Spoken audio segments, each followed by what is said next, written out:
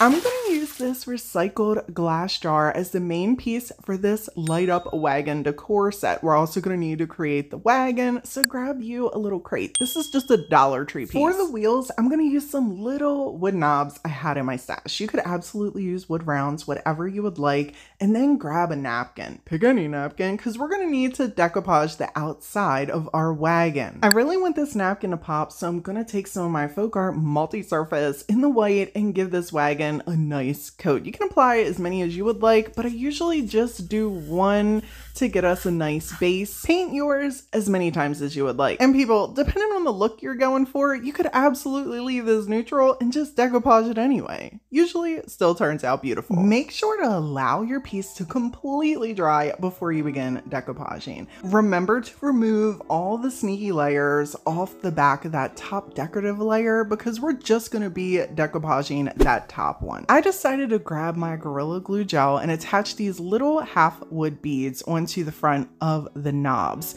I didn't feel like the knobs on their own looked enough like a little wheel, and adding these just gave it more of that appearance. When they were dry, I got my antique Waverly wax out with a baby wipe and I just applied a layer of stain. I also grabbed a little wood dowel and a popsicle stick so we could create the handle mechanism, and just wanted them all to match, so I just stained them all the same. While they were off drying, I grabbed some good old Mod Podge to use for our decoupage medium.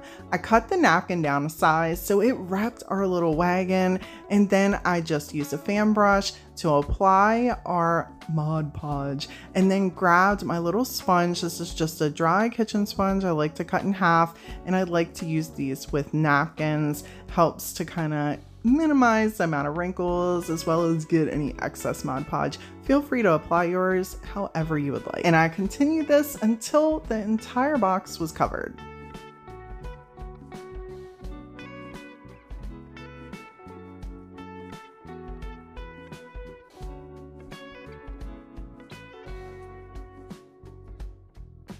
When the napkin was all dry, I grabbed my little finger sander to sand off any excess. And then I grabbed my X-Acto knife to trim out those little slats that were in our crate. You could skip this part if you don't want to do it. I'm using Titebond Quick and Thick to attach everything. I cut a little end of that popsicle stick off to create a stopper. A lot of people use the crates that have the slats in them to make wagons, because you can easily put something through the little handle part and you can lean them and attach them through it. If you don't have access to those and you find these, this is just another great idea to be able to create your handle mechanism. But don't forget to bring on in the miter shears. I'm gonna use these to chop off a little piece of our dowel so that way we can have our handle. And yes, it went flying off the table and I had to go find it. When I found it, I cut another little piece of that popsicle stick, used some of the wood glue, put the dowel on here, and then attached everything on into our wagon and added the wheels.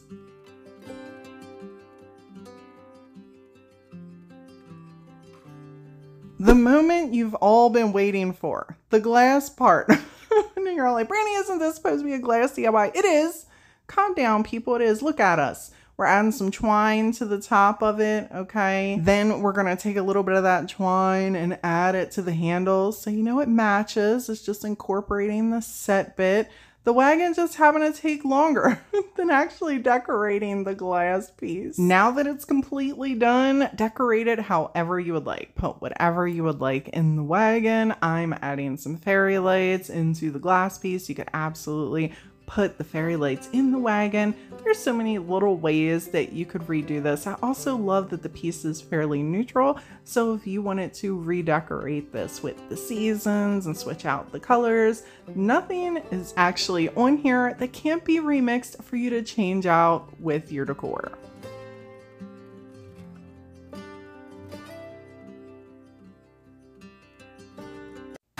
For this super easy high-end glass decor piece, you can use whatever kind of glass you would like. I'm using this little wine bottle, and I'm gonna use some of this white multi-surface paint for one idea, and it's gonna serve as a base. Just get a nice thick brush and give a little wave to your paint job at the very bottom of the glass bottle or jar, whatever you're using. This idea would look cool on a bunch of different shapes of glass. As you can see here, this is one coat. This multi-surface stuff sticks amazingly to glass, so it's super easy to use. I ended up doing 3 coats on here, and I just wanted to share with you how amazing it looks on its own on this shape bottle. And I even did another one so you could see how you can change the wavy shape at the bottom, and it just looks super cool, and it's super easy, and it gives a super high-end appearance.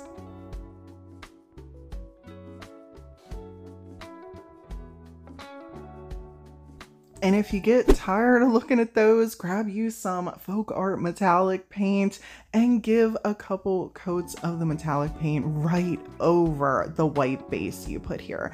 Now, if you do want to do metallic as your main idea, just make sure you put that white base on here. It really helps the metallic paint pop on your glass, and it also looks really amazing as well.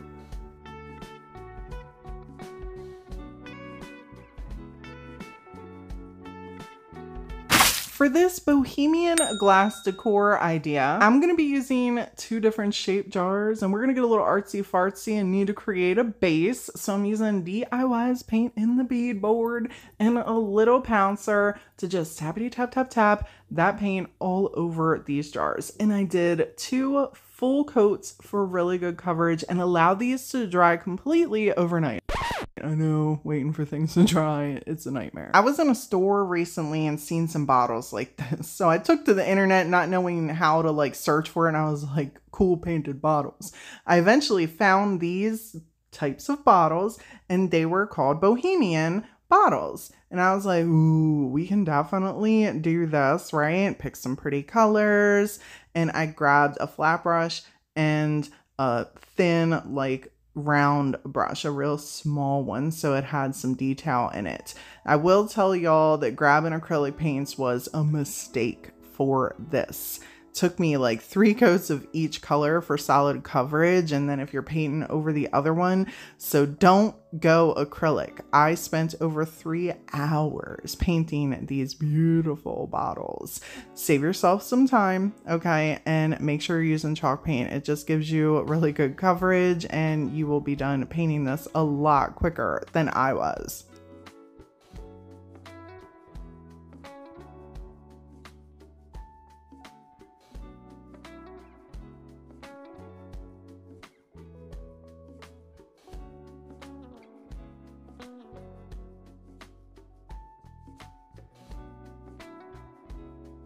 When I was content with the blobs that we painted on the glass, and as you can see, there's no real rhyme or reason to them here. I wanted to just keep them wonky. I did overlap a couple. I grabbed the thin paintbrush and just made a couple little wiggly lines in different sections with the lighter paint, and then I came in with the black and kind of matched it up. Now, I know a lot of people say one of their favorite things about me is that I make them feel like they're able to do something that they didn't believe they could do. So for the main design on these, I kept it super simple and just made like a little string with some leaves on each side. And that was it. I did that for the black paint, and you'll see that I switch it up with the white paint. I wanted you to see that even if you're using the same exact design for the majority of this type of style, you could make it look awesome even if you're using several different shapes in the bottles. And as you come in with the white paint in the blobs, you can add like squiggly lines. It doesn't have to be Picasso, you know what I'm saying? Add some dots in there, add some extra little blobs, and it still turned out really, really cool. It didn't take having a ton of hand grip strength, and it didn't take a ton of time creating intricate designs to make these look absolutely amazing. And if I'm being honest, the decorating was the funnest, easiest, and quickest part of this whole project, and it's probably my favorite.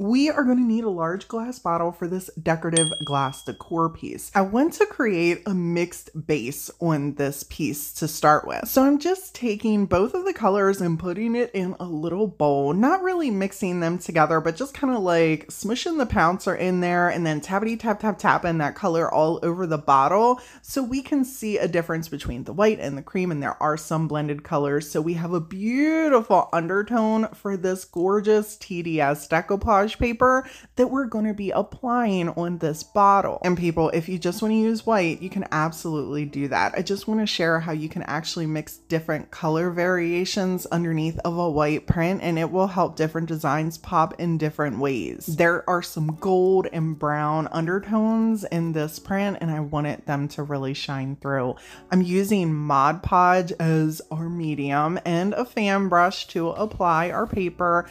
I'm just spritzing a little bit of water on this paper. Now don't over soak it because it will tear. It is very thin. If you go to use tissue paper, keep that in mind. And definitely don't spray a napkin. Okay, that's a really bad idea. Okay, I do recommend if you're new to decoupage and you want to do something with glass, grabbing a big old bottle like this, because you got a lot of surface to play with. And if I'm being real with you, if you're doing cylinder pieces, it is probably the most difficult type of decoupage to wrap like this unless you're doing piecework, but piecework can be tedious if you want the full design. So it is gingerly wrap and go here. Once I was completely done applying this onto our bottle, I then took a little bit of water on a paintbrush and just tore it. I tore off the little sections that I wanted to kind of overhang onto the top of the bottle because I still wanted some of that design to be pulled up. So it didn't just look like I only wrapped the bottle in a paper. I wanted it to look like the design was completely on the entire bottle.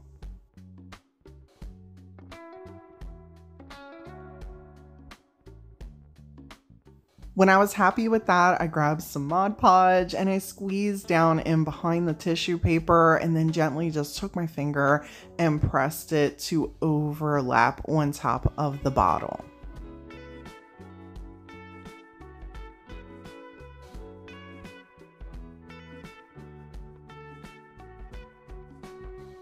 And then I did the same exact thing for the bottom of the bottle. I tore off any excess and then came back in with some Mod Podge and made sure everything was completely attached.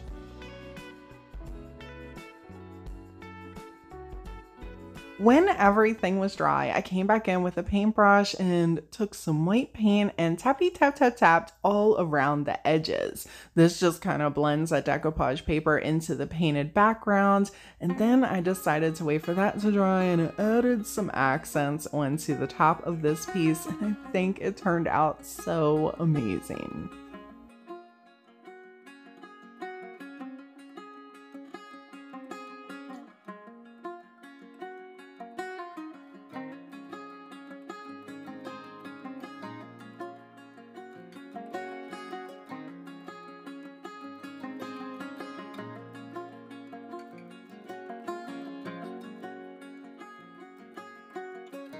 For this glass upcycle, we're going to create a beautiful raised stencil decor piece. I'm going to be using this stencil. Now you go grab one. Don't worry, I'll wait.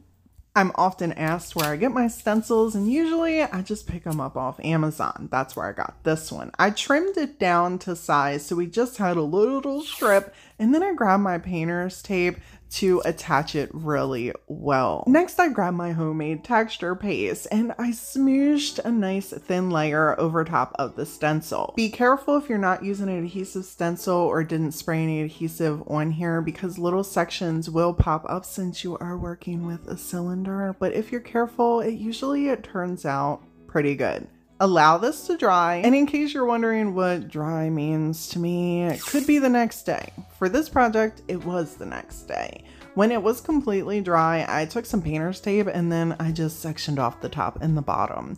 I wanted to leave the top and the bottom completely clear, so this way we could put some fairy lights in there. I grabbed some of this pretty chalk paint and sponge and just tappity tap tap tap all over the piece.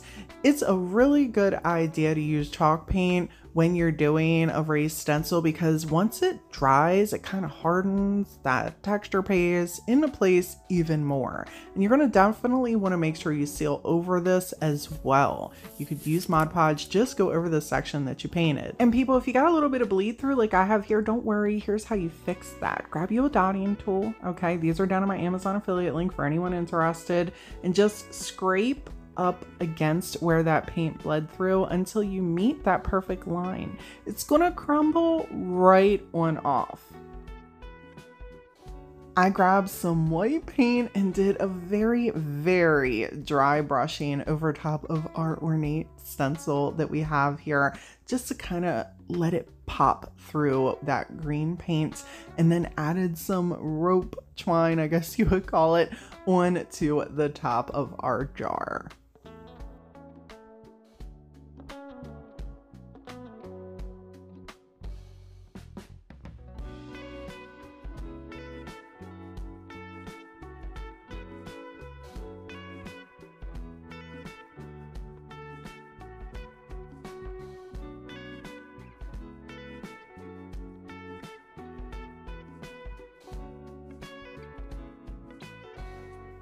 For this cohesive glass collection, we're going to be using some Dollar Tree pieces, some upcycled pieces, and some TDS transfers. This is a super easy way to take a bunch of different pieces, spend a little bit of time crafting, and create something amazing and unique that works in your home. And you can create as many of them as you would like. Keep the colors the same, incorporate some of the same designs, and you can do this with as many glass pieces as you would like. Different shapes, different sizes, all the things. You can take this idea and remix it using wood, using metals, all that.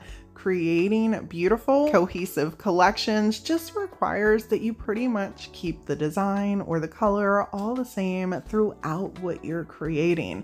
And it can be as large or as small as you would like. For my collection, I decided to go with the Christmassy theme, and I used several different TDS transfers to be able to achieve that look. And in case you're wondering, you can absolutely seal over your glass pieces when you're all done applying on your transfers. Since they're pretty self-explanatory and you just kind of rub them on your pieces, I only filmed this one and decided to share the whole collection with you and every other piece that I did off camera, so you could see how amazing the collection completely came together. And all of this probably took me about 30 minutes.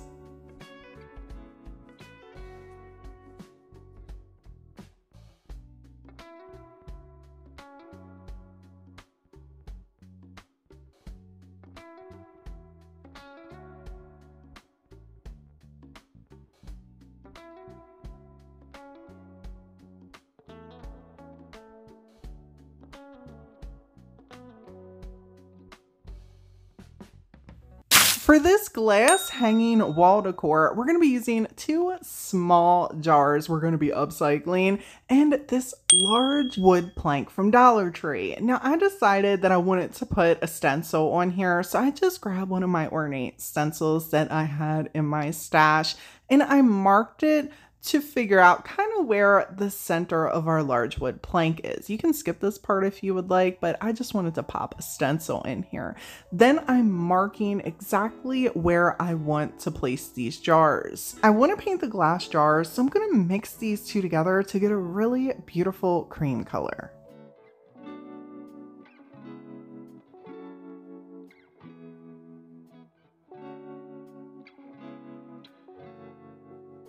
I set those off to the side to dry and grabbed my antique Waverly wax and a baby wipe to give our large wood plank a nice little tint of brown.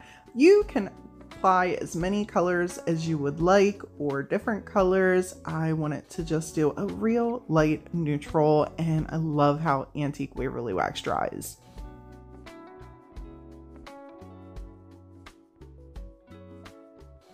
I like to use this manipulative wire you can easily bend this stuff, okay? It's a thick gauge wire. You can get it off Amazon. You could get it at Michael's. You know, they use it like for crafts. And I like to kind of bend it around our glass pieces in its little nooks and then cut it down to size with some wire cutters. This way we can attach it onto different things and we know that our glass piece is going to be secure. You could also use zip ties. They give a nice secure hold as well whenever you're working with glass. This is just what I went with and what I'm familiar with, and I know this works really well, so I rolled on with it. I took my time wrapping the twine around the gauge wire as well. This way it just ensures that, you know, it's not going to shift or go anywhere. Now that we're all done with that, it is time to bring on in the drill. We need to make sure that we have a drill bit on our drill that is larger than the wire so we can put holes in our board that we marked earlier. When I was all done drilling the holes, I grabbed the stencil that we marked earlier and some of my homemade texture paste and put a nice little design right on the center of this board. You could absolutely put whatever you would like on the center of this board or leave it completely blank. This is just what I decided to roll on with. When that was dry, I put our little glass jars into place, and instead of doing anything fancy schmancy to the wire, I literally just bent them like this and I left it. So if we want to change it out, it's super easy to do.